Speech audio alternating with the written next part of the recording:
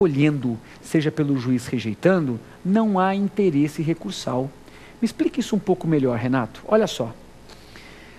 Se o juiz acolhe a exceção de impedimento, se ele entende que efetivamente ele não é o juiz que pode julgar a causa, porque ele está combinado com algum dos vícios de impedimento ou suspeição, evidentemente que não há o porquê recorrer. Ora, se eu opus a exceção e o juiz acolheu a minha exceção, evidente que não há sucumbência, evidente que não há vontade de recorrer. Ocorre que, se o juiz disser que ele não é impedido ou suspeito, ou seja, ele afasta a minha exceção, ele recusa a minha exceção, eu também não tenho interesse em recorrer. Sabe por quê? Porque a decisão que efetivamente foi julgada, a decisão do magistrado, ela vai ser submetida obrigatoriamente para o tribunal. Ou seja, se o juiz da causa disser que ele não é impedido, não é porque meu filho está no processo que eu não posso julgar. E esse processo automaticamente vai para o tribunal. E o tribunal correspondente àquele juiz, ou seja, o tribunal pelo qual aquele juiz é vinculado, vai analisar e verificar se o juiz é impedido ou suspeito. Ou seja, acolhendo ou rejeitando, falta a mim, parte que deseja recorrer, interesse recursal. Entendemos? Então nós vimos que a exceção é o prazo de 15 dias, suspende o processo e falamos também que a exceção de incompetência comporta recurso, agora impedimento e suspeição não cabem.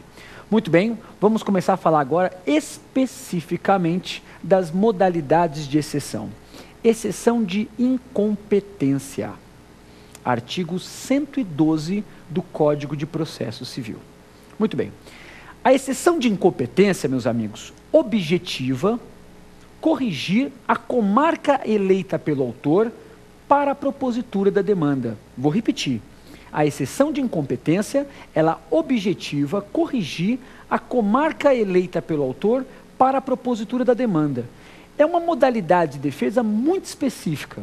O autor endereçou a petição para o local errado, para a comarca ou para a seção judiciária errada. E por conta deste equívoco, a parte pode apresentar exceção. Vamos imaginar, por hipótese, que uma pessoa mora em São Paulo e a outra pessoa mora no Rio de Janeiro. E imaginem, por exemplo, que esta pessoa que mora em São Paulo não cumpriu uma de suas obrigações contratuais com a pessoa do Rio de Janeiro. Esta pessoa do Rio de Janeiro vai ter o interesse subjetivo de buscar o judiciário. Nós sabemos, não precisa ir muito longe para entender isso, que se alguém do Rio de Janeiro deseja propor uma ação contra alguém de São Paulo, a causa tem que correr em São Paulo, porque é o domicílio do réu, à luz do artigo 94 do CPC. Todavia, este sujeito do Rio de Janeiro resolveu distribuir a causa no Rio de Janeiro. Este sujeito de São Paulo, ao ser citado, tem a possibilidade de arguir a exceção de incompetência, ou seja, ele vai apresentar um incidente, uma modalidade de defesa, na cidade do Rio de Janeiro, pedindo para que o juiz desloque o processo do Rio de Janeiro para a comarca de São Paulo. Você vai olhar para mim, você deve estar com o código aberto aí na sua frente, e vai fazer a seguinte pergunta: Renato, eu estou lendo aqui o Código de Processo Civil e no artigo 305, parágrafo único, a lei fala que eu posso distribuir a exceção na minha própria comarca. Ou seja, se eu, réu, que moro em São Paulo, desejo arguir a exceção de incompetência, eu posso alegar isso dentro da cidade de São Paulo. Está certo? Você tem que ler o código baseado na interpretação que foi dado a ele. Cuidado com isso. Prestem atenção. Quando a lei fala isso, ela só quis dar vigência a uma regra que nós todos da prática forense sabemos como se enfrenta, o famoso protocolo integrado. Então, na verdade, o que acontece? A lei permite que eu protocolize a minha petição na cidade de São Paulo, pedindo para que essa petição vá para o Rio de Janeiro, via protocolo integrado. Dependendo do estado, isso não é possível, quero deixar isso claro, e a petição vai correr no Fórum do Rio de Janeiro. O que não há dúvidas, o processo está correndo no Rio de Janeiro e até a exceção ser julgada, é ali que vai correr. Eu não posso entrar com uma exceção de incompetência em São Paulo e pedir que a exceção fique em São Paulo. Afinal, eu não sei se o juiz vai acolher ou rejeitar a exceção no Rio de Janeiro. Tá claro? Essa definição é bem simples e é só essa definição que cai na prova sobre a questão de incompetência. Mas aí eu tenho um pequeno problema que nós temos que enfrentar, é um teste de consistência para visualizar se vocês estão mesmo preparados. Imaginem só que o juiz do Rio de Janeiro, antes do réu ser citado, antes do réu em São Paulo ser citado, analisa o processo e verifica que o réu mora em São Paulo.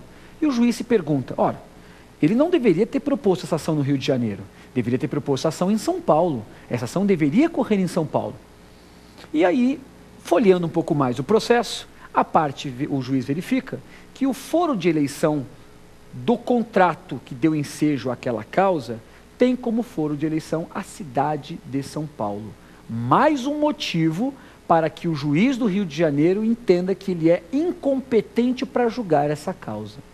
A pergunta que eu faço para vocês, meus amigos, o que o juiz faz nesse caso? Vejam, ele percebeu, antes de citar o réu, que o processo não poderia correr na comarca do Rio de Janeiro, e sim na comarca de São Paulo. O que o juiz faz?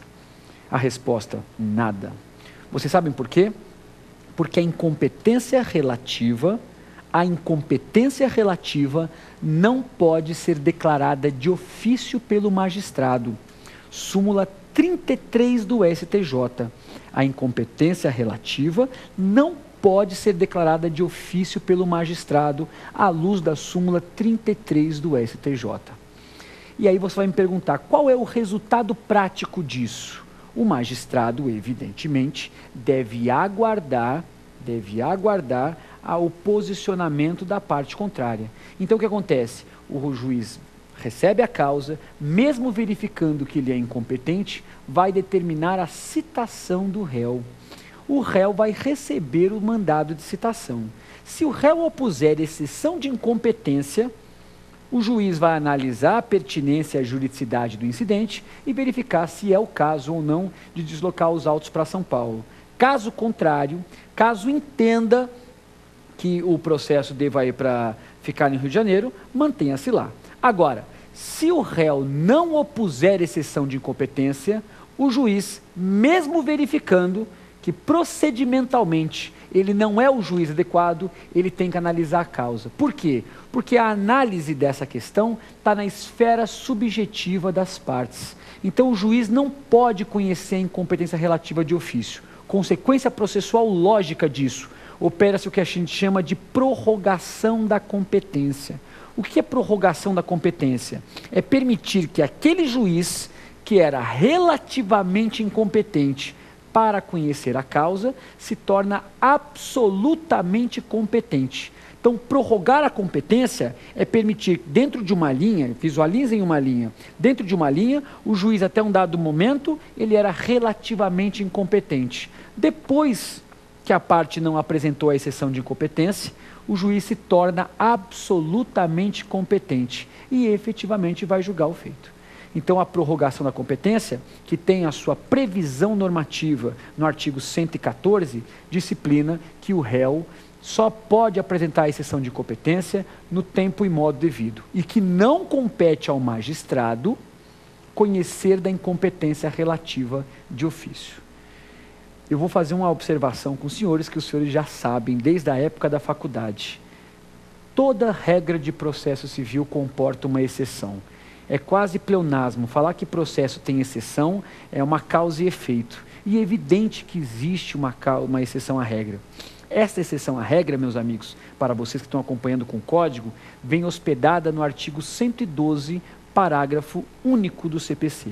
112, parágrafo único. Deixa eu explicar para vocês. Essa é uma inovação legislativa de 2006. Na verdade, me permitam que eu até faça um pequeno reparo. Não é inovação coisa nenhuma, porque a jurisprudência do STJ já vinha acompanhando esse posicionamento. Eu chamo isso mais de normatização de algo que a jurisprudência já vinha acompanhando há um certo tempo. Imagine a seguinte situação. Uma empresa situada, por exemplo, na cidade de Porto Alegre, ela resolve estabelecer contratos com pessoas de todo o país. Então, é uma empresa que produz uma determinada mercadoria, resolve produzir e comercializar isso com todo o país. Muitas pessoas em várias cidades do país resolvem adquirir esse produto. Esse produto, por exemplo, tem defeito.